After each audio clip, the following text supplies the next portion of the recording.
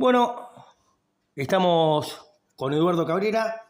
Ya falta muy poquito para lo que va a ser el 2 de abril. Una fecha muy importante para toda la Argentina, donde pasó un antes y un después. Estamos hablando de Malvinas. Y acá estamos con un veterano, con quien estamos compartiendo los mates. Una persona que ya es muy conocida acá en Rufino, quien es Eduardo Cabrera, y que primero te digo gracias por aceptar esta nota. Y en el momento yo te dije, te voy a preguntar de todo, vos me dijiste preguntar lo que sea. Gracias. No, gracias a vos, Germán. Dispuesto a todas tus preguntas y sabés que soy y somos unos agradecidos a todos los medios que se preocupan y le dan para adelante con el tema Malvinas. Si bien nos gustaría charlar con cada uno de los veteranos, pero esta nota va a ser un poquito en historia de todos los veteranos, como que fuera la voz de todos los veteranos, ¿me explico? Porque no podríamos hablar con todos los veteranos. Y me gustaría empezar que me cuentes un poquito de tu familia, que me cuentes cómo era tu vida antes de Malvinas. Mirá, te cuento. Mi vida antes de Malvinas, yo era nacido y criado en Narón Castellano. Me vine a vivir a Rufino a los 10, 11 años, donde terminé los estudios en el colegio primario, en la 171, y después nivel secundario en la nocturna 271, que hoy por hoy. Bien. Mis viejos, bueno, toda la vida fueron mi viejo albañil, peón de albañil, y bueno, mi vieja en aquella época era quien hacía los trabajos domésticos en casas particulares, digamos, ¿no? Sí, una empleada doméstica. Empleada doméstica, tal cual. Y bueno, y yo era el único hijo. Termino la secundaria y como todos, en aquella época el servicio militar era obligatorio. Llega el día del sorteo, digamos, que uno rogaba de que te tocara un número bajo para salvarte, cosa que no fue así, me tocó un número muy alto. Así que bueno, a partir de ese momento, sabiendo el número alto que tenía, me iba a tocar Marina, y bueno, el destino quiso que después, al año siguiente, en el año 81, me llamaran para la incorporación. Bien, o sea que vos hiciste Marina en Punta Alta. Claro, tenés Punta Alta, donde está la base naval Puerto Belgrano, y a su vez, o sea, la base naval Puerto Belgrano se dedica a todo a lo que es el tema barcos, digamos, ¿no? Y batería, que es la zona de tierra, que es de infantería de marina. A mí me tocó infantería de marina en batería. Bien, ¿cómo te enteraste de que ibas a la guerra? A ver, te explico. El 2 de abril a nosotros nos forman a la mañana el jefe del batallón y nos comunica que un grupo de argentinos había recuperado Malvinas el 2 por la mañana. A partir de ese momento nos dan la orden a un grupo de la compañía que yo pertenecía, que era la compañía antitanque, el grupo de misiles, que yo formaba parte, que teníamos que prepararnos para ir al sur. Pasaron un par de días y el día 8 de abril nos dan la orden de subirnos a una camioneta con el equipaje que teníamos, digamos la ropa, fusil y todo lo demás. Nos dan la orden de subirnos a una camioneta y nos lleva a la base Comandante Espora, ahí en Bahía Blanca. Bien. En esa base Comandante Espora nos suben a un avión, un Hércules 130, dentro del avión, sin preguntar nada absolutamente. El avión sale y en el momento de aterrizar, un par de horas, cuando aterriza se abre la compuerta y ahí nos enteramos que estamos en Malvinas. En ningún momento los dos cabos que iban a cargo nuestro nos informaron que el destino final nuestro iba a ser Malvinas. O sea, nosotros creíamos que íbamos al sur, o sea, el sur era o Comodoro... ¿Fueron engañados? Exactamente, o sea, no sabíamos en ningún momento. ¿Cómo reaccionó tu familia, amigos, cuando supieron que vos ibas a combatir? Mirá, yo lo que te cuento es el después, porque yo de todo esto que te voy a contar... Porque en ese momento no había ni comunicación. Olvídate, o sea, teléfono cero, celular menos. ¿Cuál era la desesperación de mis viejos cuando ellos se enteran que el 2 de abril se habían recuperado Malvinas? Era llamar por teléfono al batallón que yo pertenecía, en batería. Al llamar al batallón, la respuesta que tenían siempre era que había salido en comisión. En comisión significaba salir a hacer un mandado a Punta Alta o a Bahía Blanca. O sea que fueron metidos ustedes y metidos su familia. O sea, exactamente, el engaño total. Hasta que una de esas, creo que se enteran más rápido mis viejos que estaba yo en Malvina, porque yo en Malvina, a mediados de, casi a fines de abril, nos llevan a Puerto Argentino y nos dan la posibilidad de ir al correo de Puerto Argentino y mandar telegrama. Y yo, en esa oportunidad, les mandé un telegrama a mis viejos. Y ahí se enteran que estaba en Malvina. ¿Te acordás qué decía ese telegrama? Y te digo, la opción no era mucho escribir. ¿Por qué? Porque te daban muy pocas opciones. Te decían, o dos frases, estoy bien, y la otra, no se preocupen. Algo así, eran una frase que no eran demasiado largas, pero el destino abajo decía Malvina. Ese telegrama, hoy por hoy, que yo le estoy contando, está en el museo acá en Rufino. Y decía, estoy bien, no se preocupe. Tal cual. ¿Cómo fue el entrenamiento, tu entrenamiento antes de partir a la isla? Bravísimo, bravísimo. Te lo puede decir cualquiera que haya estado en infantería de marina. Te preparan de una manera que una cosa es contarlo, otra cosa es vivirlo. Porque no hay horario en que te respeten, digamos, ni el descanso, ni hasta a lo mejor vos estabas al mediodía almorzando y salías del almuerzo y te sacaban carrera mar para el lado de los médanos, médano porque es todo médano en esa zona, y era arrastrarse cuerpo a tierra, correr para acá, correr para allá, o sea, esa es la instrucción.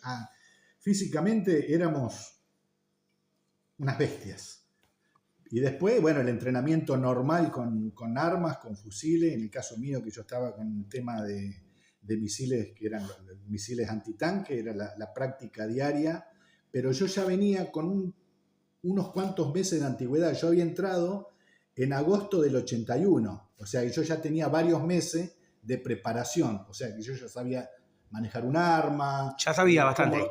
Exacto, tal cual. ¿Y qué sentiste, Eduardo, al subir ¿Vos fuiste a Malvina en barco o en avión? En barco. En avión. En avión. En un Hércules. ¿Qué sentiste? La primera vez que subí. ¿Qué sentiste sabiendo que ese avión iba directo a la guerra, a Malvinas? ¿Qué sentiste? ¿Qué pasó por tu cabeza? ¿Qué recordás? Yo, lo que siempre recuerdo y lo comento es el grupito de soldados que íbamos adentro de ese avión, y dentro de ese avión iba un camión con combustible. Y íbamos sentados, más o menos, al costado del tanque tenían unos caminitos, que es donde controlaban y medían la profundidad del tanque. Íbamos sentados sobre los costados y mirando por las ventanillas, curioseando, digamos, lo que se veía afuera. O sea, uno no sabía hasta el momento en que aterrizábamos, no sabíamos dónde íbamos. ¿Dónde iban? ¿Cómo era? Exacto, nada. Exacto. Qué bárbaro, ¿eh? ¿Cómo era la vida diaria ahí en Malvinas, en la isla?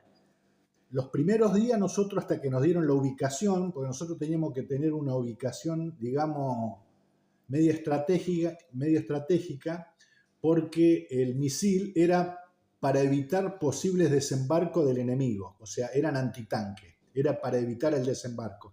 Entonces estuvimos unos 5 días viviendo en Puerto Argentino. Después de esos 5 días nos dieron el destino final, que fue en Monte William, que es una zona complicadísima con el tema del frío, del viento y todo lo demás. Y bueno, y el día a día era cada uno empezar a hacer sus actividades. Primero hacer el pozo de zorro para poder tener una buena posición de tiro con el fusil. Después era cómo íbamos a vivir, porque en carpitas no podías vivir por una cuestión del frío y del viento.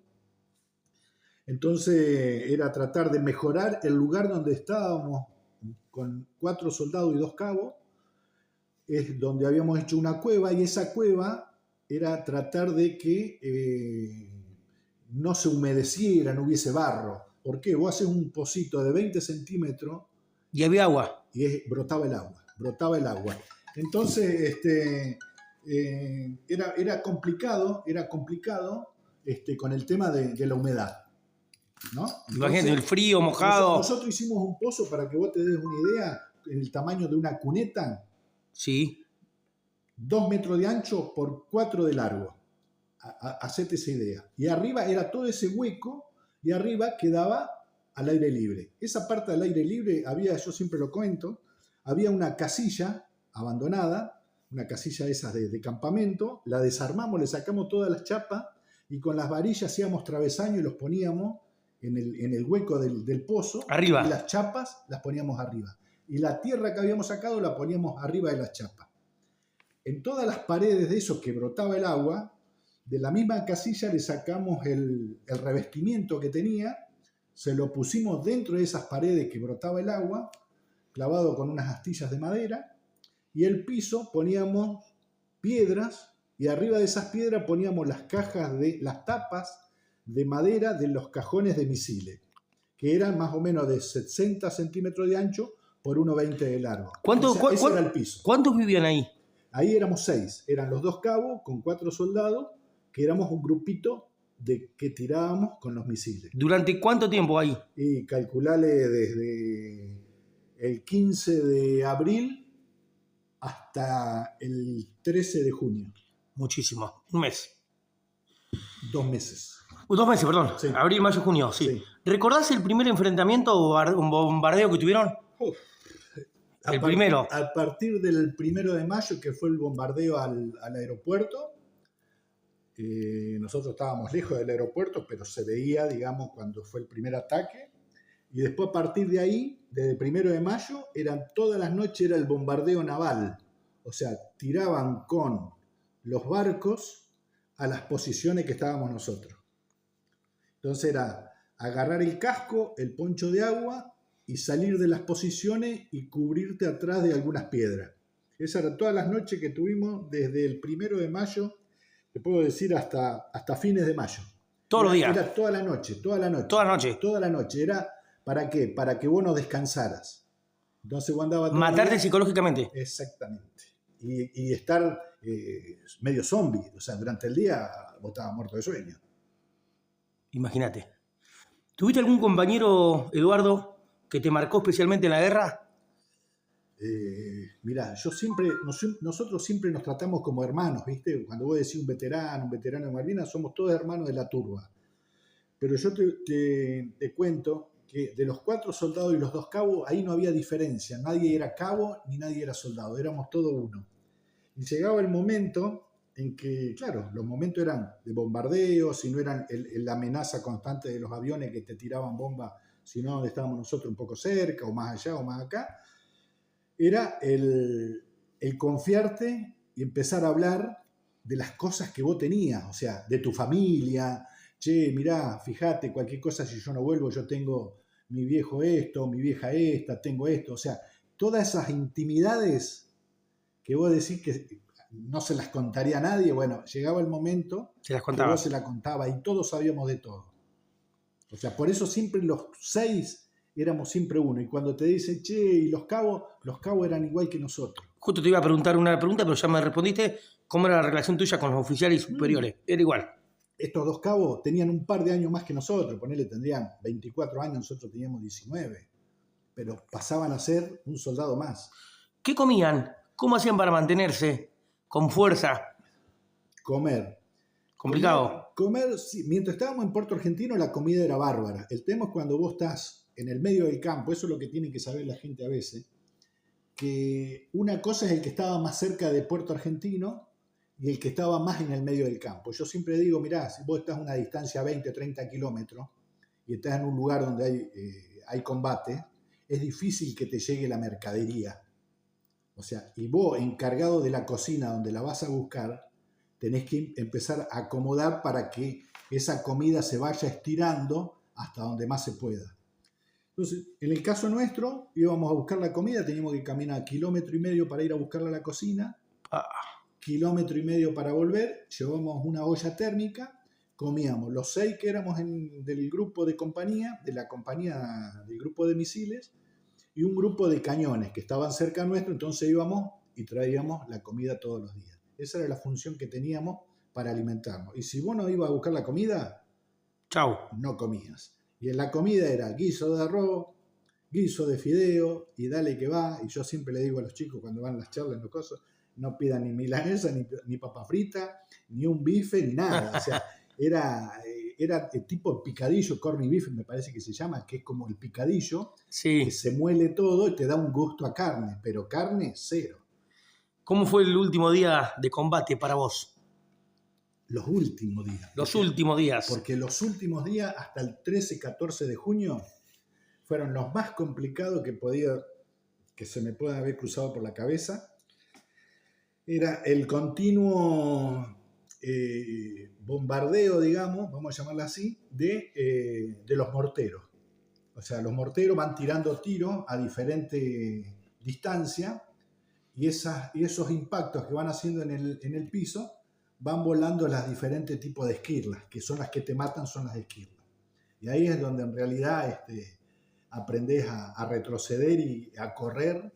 Y en el momento que iba yo con un cabo me decía, cuando se sentía el ruido que sale del mortero y se produce el silbido, cuando el silbido vos lo escuchás por encima tuyo es porque va a caer adelante. Ya sabía. Entonces, al caer adelante significa que las esquirlas van a ir para adelante, no van a venir para atrás.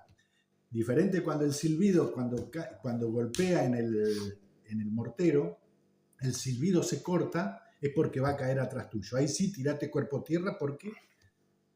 No sabe qué puede pasar. Exactamente. ¿Cómo fue el momento de la rendición y la retirada? El momento de la rendición y retirada fue, desde el 12 de junio, a nosotros nos mandan de las posiciones, nos mandan arriba de la montaña. Toda la madrugada, a hacer guardia, y enfrente nuestro estaban en combate. Yo siempre lo cuento en combate cuando ven en las películas, normalmente de noche, cuando tiran con las balas trasantes, que tiran con las bengalas y quedan encendidas. ¿Están así? Sí, tal cual. Y que ves el recorrido de la bala trasante y que pegan una piedra y que sigue el recorrido. Tal cual. Es tal cual.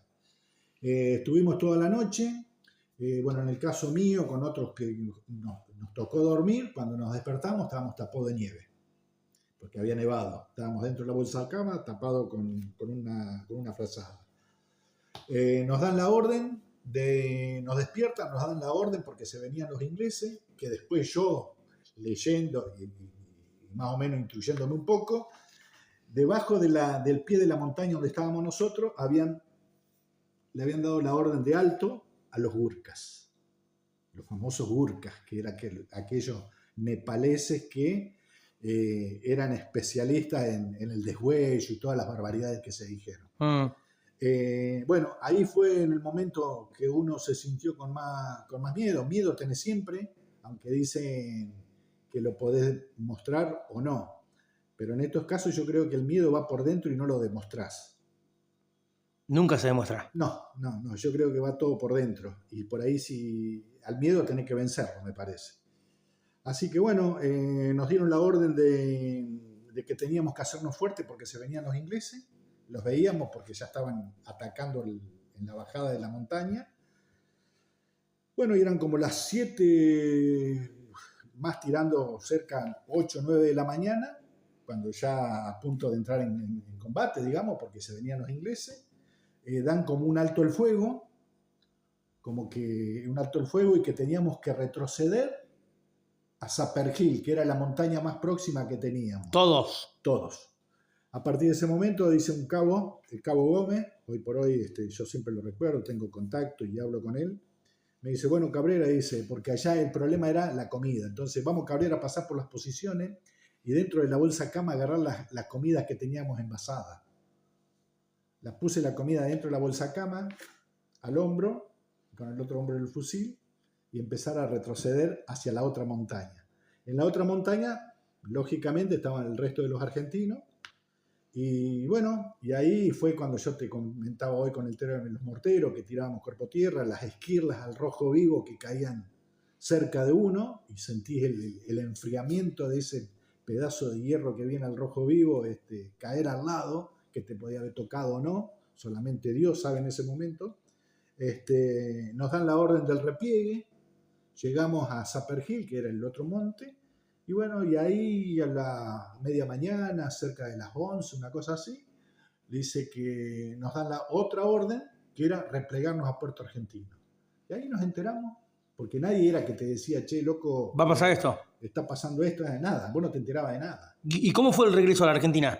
Llegamos ahí, estuvimos una semana prisioneros, ahí en Malvinas, con los ingleses, del 14 de junio al 20 de junio. En ese interín estábamos solo prisioneros en el aeropuerto. Y bueno, y ahí del aeropuerto nos llevan a Puerto Argentino. ¿Cómo lo trataban los ingleses cuando Eh, estuvieron prisioneros?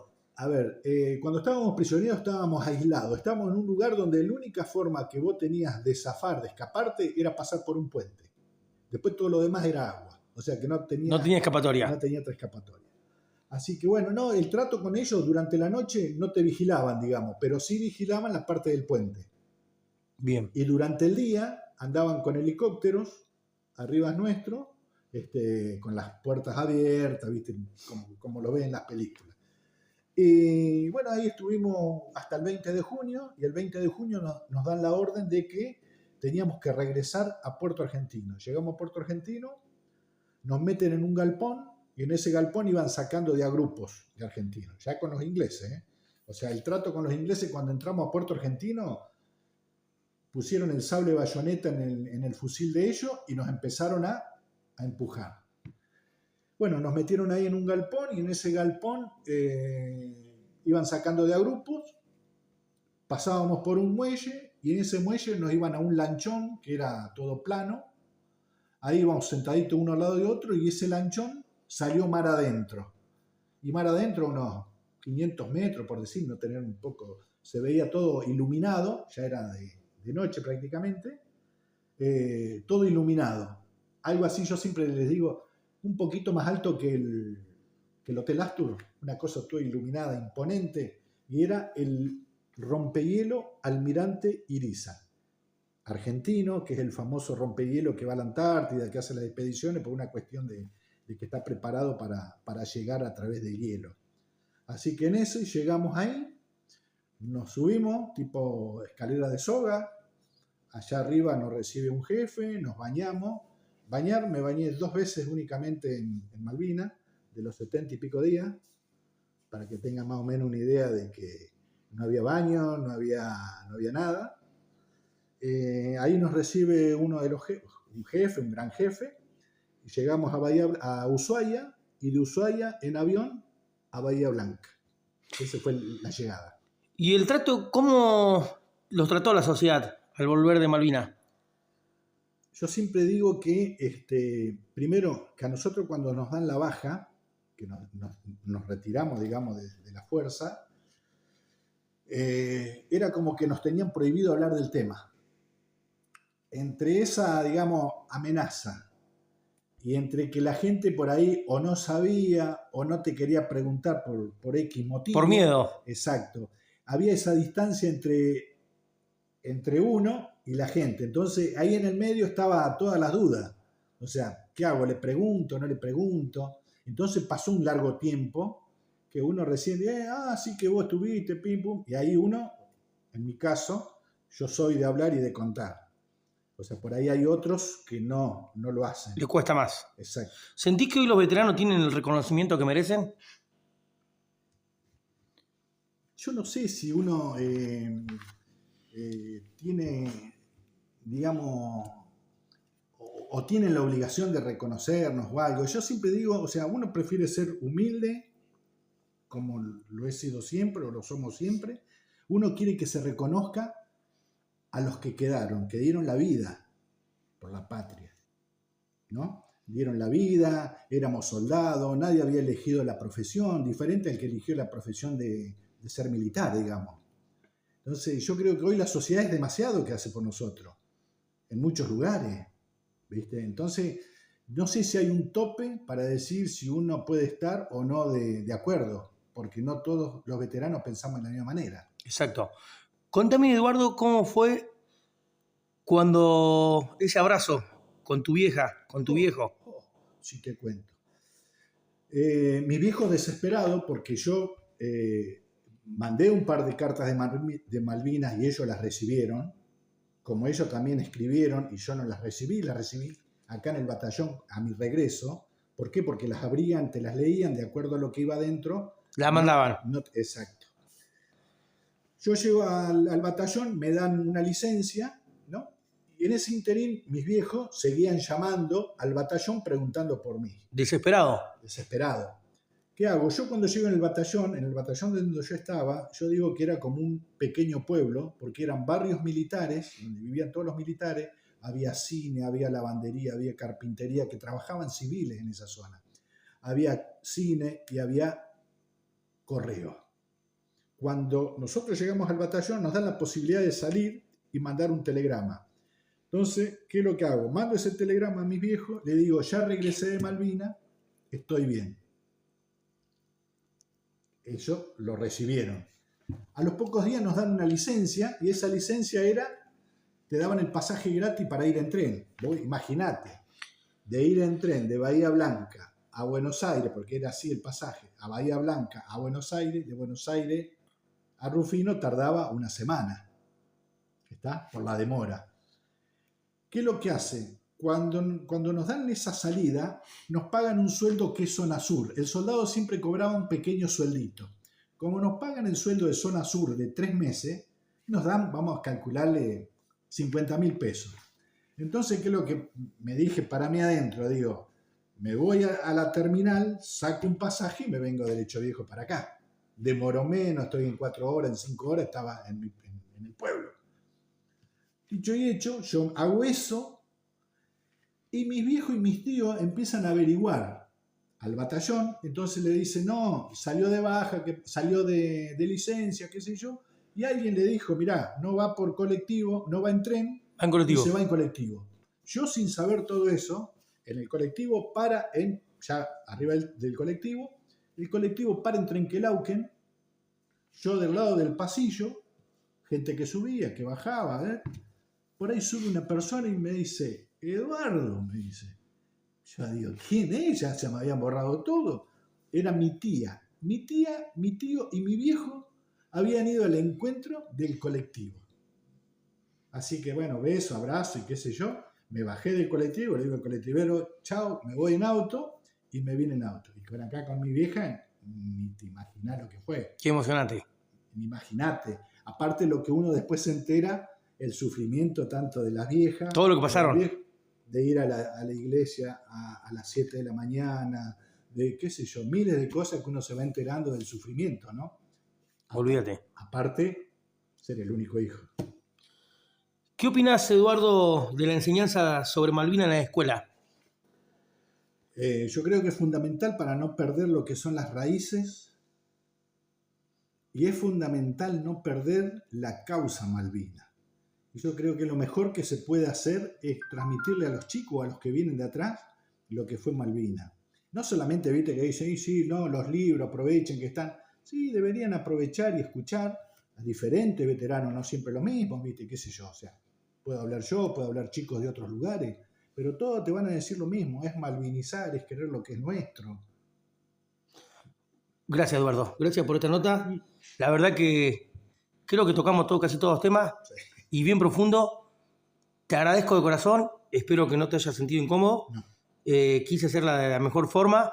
Y también para que la sociedad y la gente conozca un poquito más sobre nuestros veteranos. Se acerca el 2 de abril. Van a hacer la famosa vigilia que hacen siempre. Tal cual. La hacemos el 1 de abril a partir de las 21 horas. Hay un par de ballet, está el coro, hay chicos folcloristas, hay momentos, o sea, uno le tiene que dedicar todo eso, la vigilia es para recordar a los que quedaron. O sea, nosotros podemos venir, la podemos seguir contando, todo bárbaro, pero uno siempre piensa en los familiares de los que quedaron. Entonces un poco es el homenaje a ellos, recordarlo de esa manera y que lleguen las 12 de la noche, las 0 horas mejor dicho, con el himno y con la marcha Malvinas.